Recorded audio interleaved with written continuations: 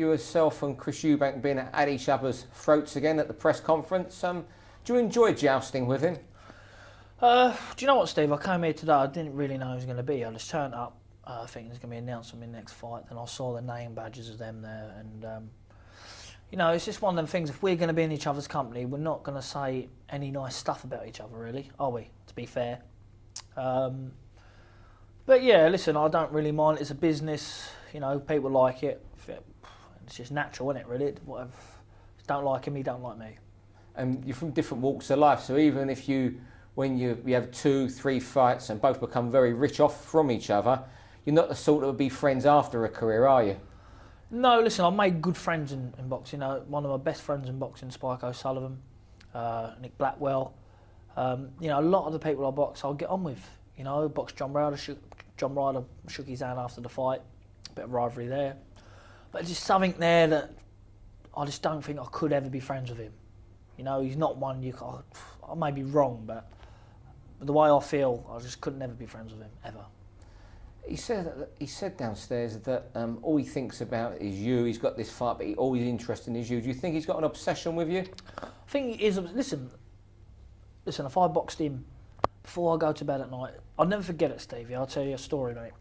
When I got beat in the Olympic Games for 2.5 years, every night I just thought, I got beat by Carlos Banton, I got beat. But every night for about 2.5 years, I was having dreams, it was doing me brain in. I had to move on to me next day. I thought, I need something big to happen to me boxing to forget about this. And the build-up of that fight, he's going to be I know how he feels, trust me. He's going to be sleep, dreaming, everything. If he's around a table, he's going to see something that reminds him of me, something that's always going to come back. I'm always going to be in his head because I beat him. He's going to sleep at night, he's going to think of me, 100%.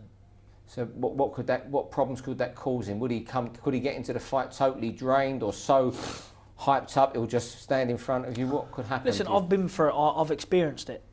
Listen, I know when he fights me, he's going to be super fit, because he always is. And he's just going to come brawling from round 1 to round 12 if it goes the distance. But there'll be something up my sleeve that, you know, I'll calm him down, we'll tame him down, and it won't be after the fight was last time, definite. What have you got up your sleeve that he can never overcome? Listen, I'll tell you what I've got. I will always find a way. Listen, at times I was fighting with him, standing toe-to-toe. I'm not a stand-to-toe brawler. I'm not the biggest puncher. But at times I still stood toe-to-toe and come on top. At times he stood toe-to-toe and come on top. But I got the win. I will always find a way. Always. You've got a world title fight guaranteed against the winner of Andy Lee and Peter Quillen. If there was the right offer, would you walk away from that fight and fight Chris at Arsenal, West Ham or Wembley, say, this summer?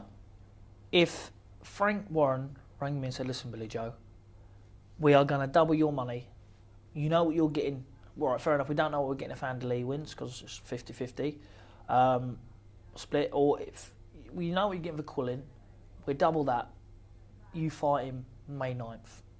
I will leave this here now. I'll go to Frank's office and sign a contract today to fight him. No problem whatsoever. But in boxing, you've got to do what's best for you and your family. You know what I'm saying? Listen, if I was to leave, I can leave here today, have an accident, my boxing career is over. You've got to do what's best at present. If that's best for me at present, not a problem. I would do it. No problem whatsoever. When you go back to the Travellers' site in Hatfield and you see all your family and all your friends, what do they tell you? Would they love to see you just go and get the repeat win over Chris? Listen, I don't care who it is and who it ain't. Everyone wants to see that fight again. Everybody wants to see it again. And I'm not the one to say, I'll beat him now, see you later, which I know he is. If he would have beat me, do you really think we'd have seen that fight again? Never, ever, ever. He didn't want a rematch clause in the contract. So that tells you, for one thing, even if it was a clash of heads, whatever decision, he didn't want a rematch clause. So that tells you something, you know. But everybody wants to see it again, everybody, you know, I think. But there's times where you've got to do what's right for your pocket, and sometimes you've got to do what's right for the fans. I did what was right for the fans the first time because I could have boxed, I could have pulled who I wanted to pull in, boxed them, stopped them, wait for me world title, but I didn't. I pulled in a good fight, you know, what everybody wanted, and now I think that it's time for me just to take a little bit now, go and get me world title and try to fulfil my dream. You know, if I give someone 10 chances of fighting me, they could get lucky once, you know, but I'm willing to let them try to get lucky once as long as I'm getting paid right. You've had a catalogue of long 12-round fights against 6 or 7 unbeaten fighters on the bounce. Has it been nice to have a rest, to get away from the boxing gym, go out and live a normal life, going out for a drink with your mates, going racing or whatever? I think, yeah, it is. I think it's important, really. I think that, boxing, people's not in boxing. I tell you what people see. They see you in the ring at night, get the win, and then they see, look at the money he's getting, or look, he's getting that for...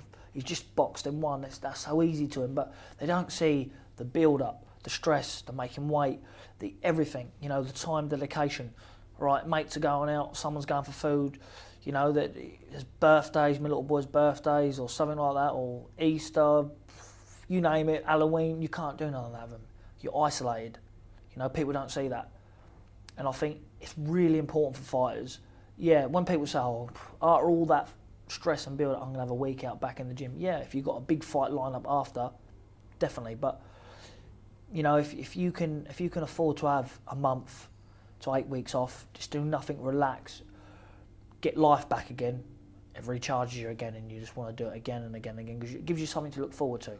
Don't get me wrong. I'm not saying go out, blow up 3 or 4 stone overweight, drinking and eating shit and rubbish. No, but be sensible. But just spend a bit of time with the family and do things that normal people do. Because us fighters, we're not normal. Because if we was normal, we wouldn't do this. There's something inside every fighter to want to get in there and stand toe to toe and have a punch up with someone. It's not really your normal average person on the street don't want to do that, do they? So obviously we're not normal. There's something missing in our brains or something we love, and I think that's what it is. It's love of it, really. And I'm making a career of it. So you'll be back on May the 9th, so that's just going to be a tune-up ahead of the world title fight, a steady 10-rounder. Yeah, I've got a 10-rounder. Me and Frank are in talks with we're throwing a couple of names about at the minute. I suppose that we'll be meeting later on to finalise a couple of names, and listen, I'm not going to be with no Muhammad Ali. I've got the biggest fight of my life in 13, 14 weeks' time.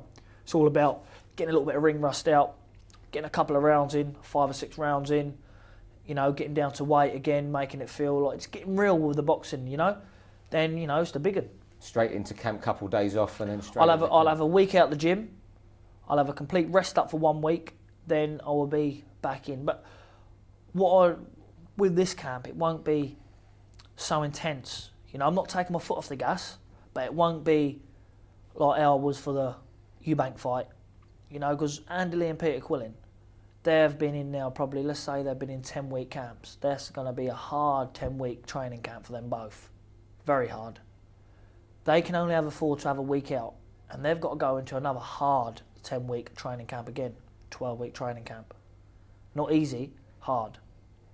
And, it could take a little bit out of them. And on Saturday, the 11th of April on BoxNation, we've got Andy Lee against Peter Quillen. Who's going to win that fight and defend the belt against you? I really, really do. I'm praying for Andy Lee. He's the underdog. But Peter Quillen, he's going to be the favourite, but he's never been tested, has he? Never been hit on the chin. He boxed Winky Wright, but Winky Wright was a shot fighter, wasn't he? I'll be happy to fight Winky Wright on the 9th of May. I'm not being disrespectful, but he was an unbelievable, real class fighter. But he went past his sell-by date, and Quillen got him at the right time. But it's going to be a real 50-50 fight. It is 50-50 fight because Andy can punch, he can box, but it's going to be a 50-50 fight. Quillen's got the home advantage, and he also is a good fighter. But I really just do hope Lee can pull it off. I'll give you a betting slip, £50 betting voucher. Where would it go? Listen, the 50 quid will have to go on Lee. Talk about 1,000 quid, they'll have to go on Quillen. It's one of them fights. So are you trying to say there, your heart's saying Andy Lee, but your head might be saying Peter Quillen? Because you might bet with your heart with 50 quid, you wouldn't bet with your heart with £1,000. Listen, it's going there. I wake up and I think, because I looked at both of the fighters the other day, I was sitting back and I had a watch of both of them, and Quillen's, he's open to a southpaw jab. He comes in at straight lines. He throws a lot of combinations, which Andy Lee loves. When you throw shot, especially the slower people. Andy Lee just whips that right hook over. And then I look at him and think, Andy Lee will beat him. Then I look again, see some of Andy Lee's, and I think Quillen will beat him. It's just one of them things, you know. But, you know, if you're going to bet with the 1,000, you have to go with the favourite, in you.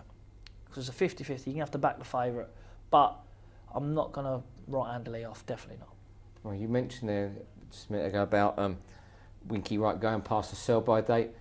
You seem aware of things like that. I take it there's no danger of Billy Joe Saunders ever boxing past the sell-by date. Boxing's a hard sport. Listen, if you're in a fight, it's a 50-50 fight. You know, boxing's got to be fair. And, you know, sometimes you look at it and you think, I shouldn't be in the ring with him. And it's just taking, if you're going in there to take punishment, all right, money's good, but is it better than your health? No. I know that I'm with the right people to say, listen, you've done what you've done, you've had enough. I'm only 25, I've still got loads of time. You know, but when people get to that age and, you know, 32, and they're not as sharp, and their actions and reflexes are not as sharp as what it was, it's just a dangerous sport to hang around for money.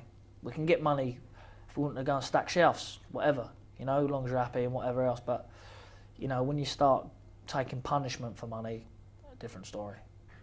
And I would never do it.